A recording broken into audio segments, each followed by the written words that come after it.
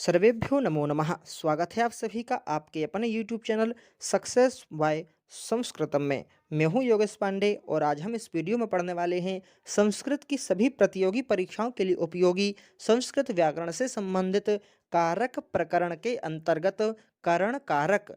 तो आप मेरे साथ बने रहिए और पूरा वीडियो देखिए अंतिम तक, जिससे आप करण कारक को अच्छे से सभी उपपद विभक्तियों के साथ में समझ सकें। चलिए साथियों, तो हम शुरू करते हैं करण कारक या तृतीया विभक्ति। तृतीया विभक्ति के और अन्य जो उपपद विभक्तियां होती हैं उनको आज हम इस वीडियो में पढ़ेंगे। तृतीया को ही बोलते हैं करण कारक। तृतीया विभक्ति को ही क्या कहा जाता है? करण कहा जाता है। ठीक है, तो सबसे पहला हमारा जो सूत्र है वह है कर्तृकरणयोस् तृतीया। यानी जो तृतीया विभक्ति होती है वह कहाँ पर होती है? करण में। करण का मतलब होता है साधन। जैसे कि हम कोई कार्य जब करते हैं, कोई सा भी काम हम जब करते हैं तो वह किसी साधन के माध्यम से जब करेंगे तो वह जो साधन है उस साधन में कौन सी विभक्ति हो जाएगी? तृतीया विभक्ति हो जाएगी। जैसे कि हम यहाँ पर देख रहे हैं बालकः चमसेन जलम पिबति। बालक जो है वह चम्मच से जल पीता है। अब चम्मच जो है वह क्या हो गई? उसका साधन हो गई। जल पीने के लिए चम्मच जो है, चम्मच जो है वह क्या हो गया? साधन हो गया। उसी प्रकार से बालकः कंदुकेन क्रीडाम करोति। बालक जो है वह कंदुकेन यानी गेंद से क्रीड़ा करता है। तो गेंद जो है वह क्या हो गई? उसके लिए साधन हो गई। इसी प्रकार से हम और भी जब उदाहरण देखते हैं तो जैसे रेल से कोई जाता है तो क्या वाक्य बनाएंगे? जैसे बालकः रेल यानेन गृहम गच्छति।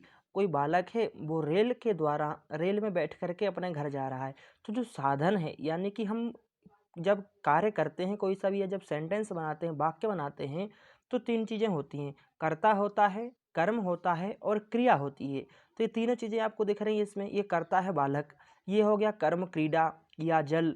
अब ये जो काम है यानी जो क्रिया है, करोती है, पिबती है, तो ये तीनों चीज़ें जो हैं ये तो प्रमुखता से वाक्य में रहती ही रहती हैं। इसके अलावा जब इन यानी क्रिया को करने के लिए जब कोई एक साधन का उपयोग वह करता है, प्रयोग करता है, तो हम उस साधन को तृतीया विभक्ति में ले लेते हैं। जैसे कि पिबती, पी तो रहा है लेकिन किससे पी रहा है? साधन क्या है वहाँ पर? चम से न। अब जैसे मैं आपको पढ़ा रहा हूँ या यहाँ पर बता रहा हूँ, तो किससे बता रहा हूँ? लेखनी से या पेन से बता रहा हूँ। तो इसमें तृतीया विभक्ति लग जाएगी। क्या लगेगी? कि योगेशः लेखन्या लिखति। लेखनी के द्वारा लिखता है। ठीक है। या योगेशः पुस्तकेन पाठयति। पुस्तक के द्वारा पढ़ा रहा है। तो यहाँ पर जो पुस्तकेन, लेखन्या या चमसेन, कंदुकेन, ये जो यहाँ पर सेंटेंस में जो कारण, जो साधन जो बन रहा है, करण जो बन रहा है, ये जो यहाँ पर लिखा है करण, इसका अर्थ होता है साधन। तो इस करण में ही कौन सी विभक्ति होती है? तृतीया विभक्ति होती है। पहला सूत्र हमने देखा कर्तृकरणयोस् तृतीया, यानी कि जो करण होता है, कर्तृ, यहाँ इस कर्तृ का मतलब है कि जो कर्ता है ये अनुक्त रहे, उक्त ना रहे। इस अनुक्त कर्ता में कर्ण में जो है वह तृतीया विभक्ति होती है। कर्ण कारक में तृतीया विभक्ति, जैसे हमने देखा चमसेन, कंदुकेन, रेलयानेन, या फिर इसी प्रकार से लेखन्या, या फिर रेलयानेन, बसयानेन।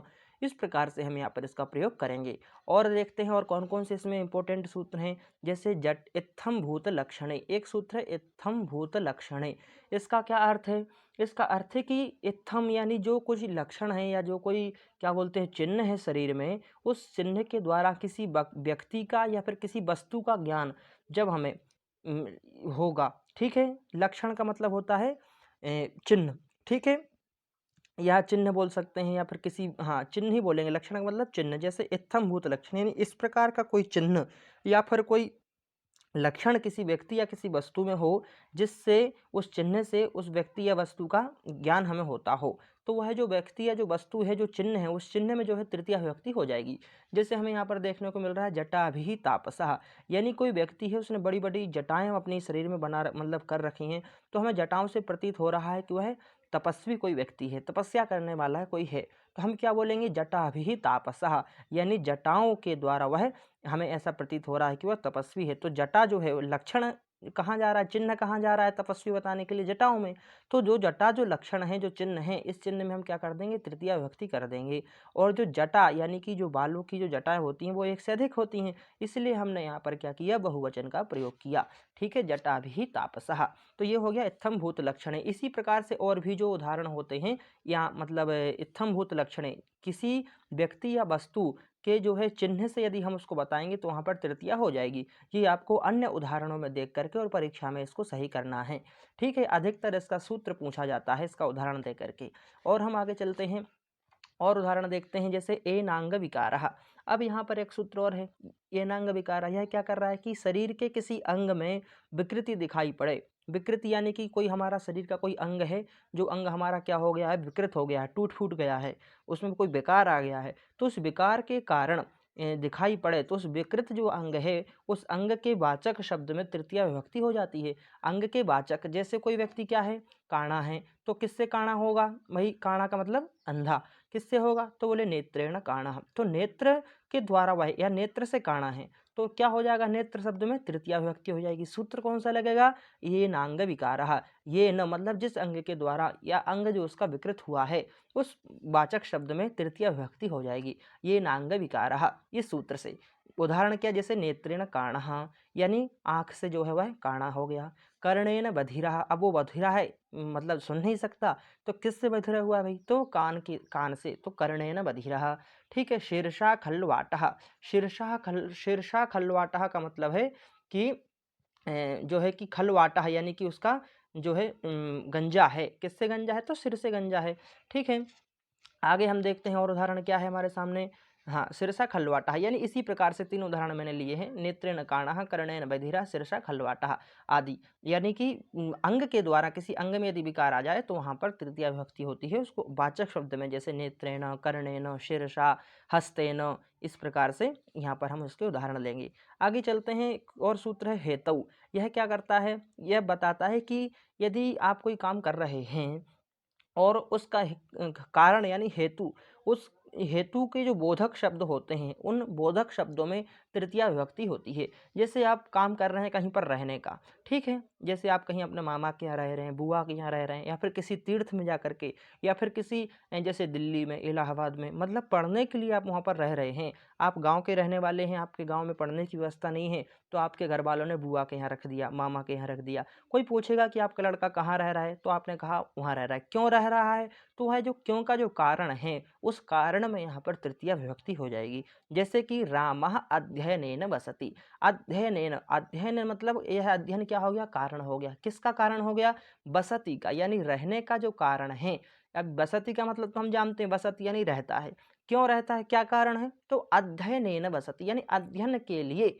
तो वह जो कारण जहाँ पर हमें दिखाना है, उस कारण में जो है तृतीया विभक्ति हो जाएगी। उसी प्रकार से इसे यश प्राप्त होता है, तो विद्यया यशः भवति। विद्यया यानी विद्या के द्वारा यश प्राप्त होता है, तो यश का कारण क्या है, विद्या, तो यहाँ पर विद्या शब्द जो है इसमें तृतीया विभक्ति हो जाएगी। ठीक है, तो हमें यहाँ पर याद रखना है कि जो हेतु, यह उदाहरण, हमें इस प्रकार के उदाहरण परीक्षाओं में मिलते हैं।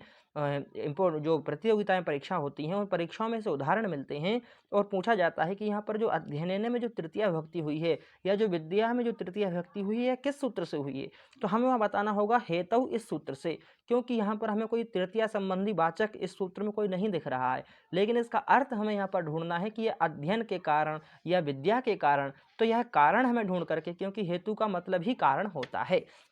ठीक है, आगे हम चलते हैं और हमारे पास सूत्र है, कौन सा सूत्र नेक्स्ट हम देखते हैं, प्रकृत्यादिभ्यः उपसंख्यानम। यह सूत्र क्या करता है, प्रकृत्यादिभ्यः उपसंख्यानम। यह सूत्र का अर्थ है कि प्रकृत्या यानी प्रकृति के द्वारा। ठीक है, क्या प्रकृति के द्वारा, तो प्रकृति के द्वारा कह सकते हैं, या प्रकृति का मतलब है कि स्वभाव, नेचुरल जिसको हम कहते हैं कि वो तो नेचुरल ऐसा है, या मतलब उसका स्वभाव ऐसा है। तो यहाँ पर जो स्वभाव शब्द है वह इसका अर्थ, यानी स्वभाव आदि क्रिया विशेषण शब्दों में तृतीया विभक्ति होती है।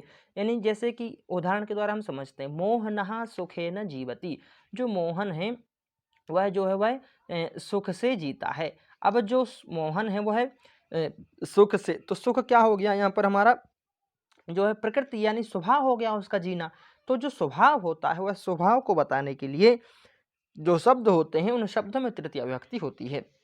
और उदाहरण देखते हैं, जैसे प्रकृत्या गवाम पयाह मधुरम। अब जो गाय का दूध होता है, क्या हम उसमें शक्कर मिलाते हैं मधुरता के लिए? मधुरता का मतलब सिर्फ मीठा नहीं होता, मधुरता का मतलब स्वादिष्ट भी होता है। तो हमें यहाँ पर देखना है कि जो गाय का जो दूध होता है वह प्रकृत्या यानी स्वभाव से ही मधुर होता है।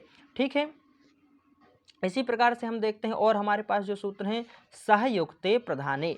सहयुक्ते प्रधाने का अर्थ क्या है कि सह का मतलब है साथ में, उसी प्रकार से और भी अर्थ होते हैं, जैसे सह हो गया, साकम हो गया, समम हो गया, सार्धम हो गया आदि जो शब्द हैं। इन शब्दों के साथ वाले शब्द जो हैं वहाँ पर मतलब जहाँ जहाँ सह का, साकम का, सार्धम का, समम का, ये जितने शब्द जहाँ पर हमें वाक्य में, सेंटेंस में मिलेंगे, उन सभी के साथ में तृतीया विभक्ति का हम प्रयोग करेंगे। जैसे शिष्यः गुरुणा सह विद्यालयं गच्छति।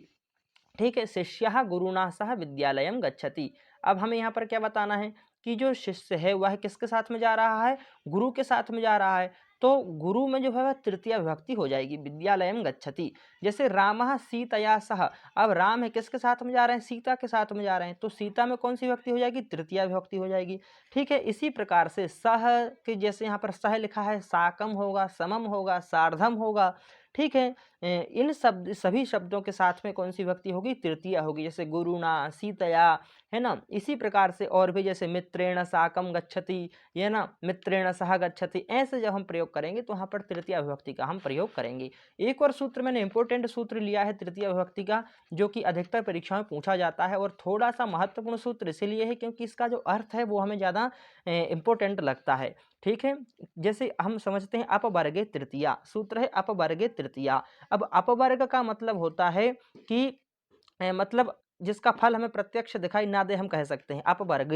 जैसे कि अपवर्ग या फल प्राप्ति में मतलब कोई हमें कार्य मिल रहा है या फल मिल रहा है हमें किसी कार्य का, तो उसकी जब फल की प्राप्ति हो रही है, मतलब कोई कार्य हमारा पूरा हो रहा है, तो उसको बताने के लिए अब कह रहे हैं कि काल सातत्यवाची तथा मार्ग सातत्यवाची शब्द जो होंगे उन्हीं में तृतीया विभक्ति होती है।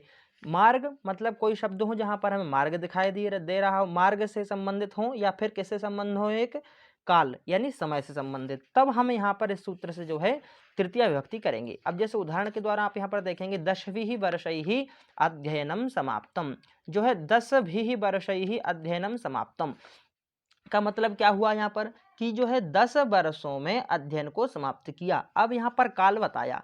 ठीक है, तो काल जो है यहाँ पर क्या कर रहा है? अपवर्ग हो रहा है। अपवर्ग यानी किसी चीज की पूर्ति हो रही, फल मिल रहा है। तो जब फल मिलेगा तभी हम यहाँ पर इसका प्रयोग करेंगे। जैसे 10 वर्षैः यानी 10 वर्षों में अध्ययन को समाप्त किया। समाप्त किया मतलब फल मिला। जब यह हम फल वाली बात करेंगे, कार्य पूरा हो गया, तब हम यहाँ पर तृतीया विभक्ति लगाएंगे। सूत्र कौन सा होगा? अपवर्गे तृतीया। ठीक है, जैसे क्रोशेन पुस्तकम पठितवान। क्रोश मतलब एक क्रोश में 2 किलोमीटर आता है, तो क्रोशेन पुस्तकम पठितवान। अब हमें यहाँ क्रिया पर ध्यान देना है। क्रिया पूरी हो गई, पूरी हो गई मतलब फल मिल गया, फल मिल गया तभी हम यहाँ पर मार्ग और काल, ये काल वाला उदाहरण है, ये मार्ग वाला उदाहरण है, इन दोनों से संबंधित जब हमें बात करनी होगी तब हम क्या करेंगे? नॉर्मली हम देखते हैं जब हम कोई कार्य कर रहे हैं तो या तो समय से संबंधित होगा या फिर यात्रा से संबंधित। जैसे किसी ने यात्रा कंप्लीट कर ली, जर्नी पूरी हो गई, या फिर किसी ने मतलब अपना जो है यात्रा पूरी कर ली, या फिर उसका कोई अध्ययन पूरा हो गया, या फिर उसका कोई काम, मतलब कोई ना कोई पूरी जरूर होगी समय के अंदर, तो उस समय को बताने के लिए हम तृतीया विभक्ति लगाएंगे। या फिर मार्ग, तो मार्ग भी हमें बताना पड़ेगा, तो उसको मार्ग को बताने के लिए हम तृतीया विभक्ति लगाएंगे। तो क्रोशेन पुस्तकम पठितवान, क्रोश में उसने पुस्तक को पूरा पढ़ा, एक क्रोश में यानी कि 2 किलोमीटर में पुस्तक को पूरा पढ़ा।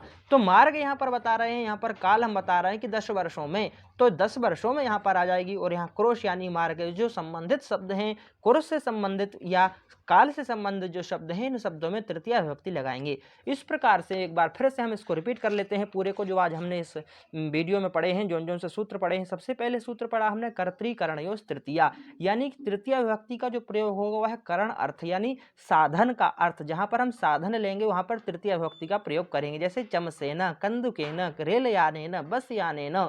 ठीक है, या फिर द्विचक्रिकया, लेखन्या, पुस्तकेन, फलेन आदि आदि जो हम प्रयोग करेंगे वह क्या करेंगे, तृतीया विभक्ति का प्रयोग करेंगे। इत्थम भूत लक्षणे दूसरा सूत्र हमने पढ़ा, यानी कि जटाभि तापसा, कोई व्यक्ति या वस्तु का ज्ञान हम जब लक्षण के द्वारा करते हैं तो वहां पर हम तृतीया विभक्ति का प्रयोग करेंगे। उसी प्रकार से येन अंग विकारः, यानी कि किसी अंग के द्वारा कोई विकृत व्यक्ति है उसको बताने के लिए हम उस अंग में क्या करेंगे, तृतीय विभक्ति का प्रयोग करेंगे। जैसे नेत्रेण काणः, बहुत बार क्या होता है, ये परीक्षा में बैठते हैं तो इन दोनों सूत्रों में ही हमें कंफ्यूज हो जाता है कि यहाँ पर ये वाला सूत्र आएगा या फिर ये वाला सूत्र। इत्थम भूत लक्षण यानी किसी नेत्रेण काणः कर दिया तो हम दिमाग लगा लेते हैं यार काणा है, नेत्र से है, तो क्यों ना हम इसमें लक्षण कर दें, तो हम यहाँ पर इत्थम भूत लक्षण कर देते हैं। इसलिए हमें ये थोड़ा सा इन दोनों सूत्रों में डिफरेंट समझना है कि ये अंतर क्या है और इसका अंतर क्या है, इसका अर्थ क्या है, इसका अर्थ क्या है, दोनों के अर्थ को समझना है। ये किसी चिन्ह के द्वारा हमें बता रहा है, जो चिन्ह होगा, जिस चिन्ह से, लक्षण से हम किसी व्यक्ति का बताएंगे कि यह क्या है, तो वहां पर हम उस चिन्ह में तृतीय विभक्ति कर देंगे। और यह अंग से संबंधित, याद रखना, ये हम कह सकते हैं विशेषण उसके हो सकते हैं, यह अंग है, तो अंग, जिस चीज से कोई अंग उसका खराब हो गया है, नाक, कान, आंख, मुंह आदि, तो हम उस अंग में ही तृतीय विभक्ति कर देंगे। जैसे नेत्रेण काणः, कर्णेन बधिरा, शीर्षा खलवाटा आदि आदि।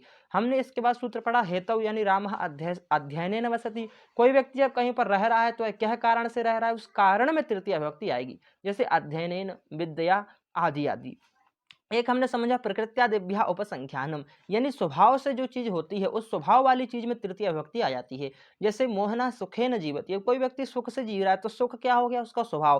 भाई कोई व्यक्ति को जब दुख, वो क्या बोलते हैं, क्रोध ही नहीं आता, तो यानी जब क्रोध नहीं आएगा तो वो दुख वाले काम नहीं करेगा, तो सुख से जी रहा है, उसका स्वभाव हो गया जीना, तो स्वभाव के कारण यहाँ पर सुख में जो है तृतीय विभक्ति आ जाएगी। जैसे गाय का दूध हमेशा जो है मधुर होता है, तो प्रकृत्या, स्वभाव के कारण मधुर होता है, तो प्रकृत्या में जो है वह तृतीय विभक्ति आ जाएगी। हम यहाँ पर स्वभावेन भी कर सकते हैं, स्वभावेन गवाम पयाः मधुरम भवति। ठीक है, इसी प्रकार से हमने पढ़ा सहयुक्ते प्रधान, या सह, साकम, समम, सार्धम आदि जो शब्द होते हैं उनके साथ में तृतीय विभक्ति होती है।